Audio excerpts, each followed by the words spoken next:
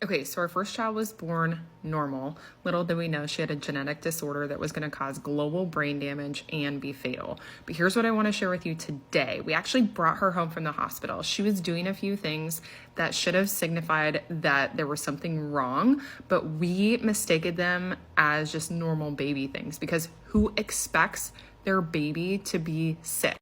Okay, the first thing she was doing was crying uncontrollably. Nothing that we could do would stop her crying. The second thing that she was doing was she was arching her back when she was crying. We kept looking it up in all the baby books and it kept saying, oh, maybe she has gas. So that's what we expected. Looking back, we remember that her foot was actually rhythmically tapping. Her foot was like tapping like this, but we didn't see it at the time. We couldn't get her to stop crying, so no joke, we prayed over her. We asked God to help her sleep, and she did. But little did we know that this was what happens after your body has so many seizures. It takes a break. It's not a good thing.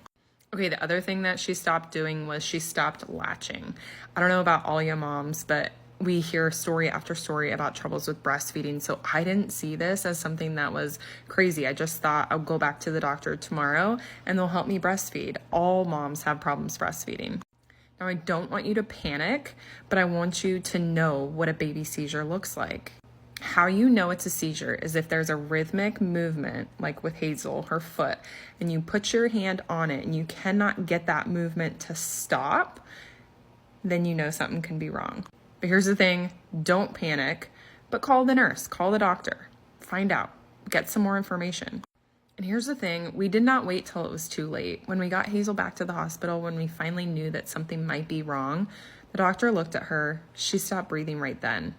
I'll call that a God moment, okay? Because she survived staying at home. She was at home with us for over 12 hours and she was having seizures, but she still survived. So if you're a new mom, don't panic. Trust your gut, but also know sometimes your gut is wrong. Like my gut said there wasn't something wrong the whole night. And then in the morning we woke up and we just both were like, boom, we got to take her in. And it was the perfect moment.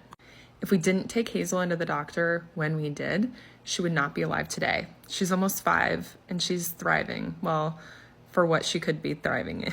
She's nonverbal. She walks like a drunken sailor. And yes, she's so much fun.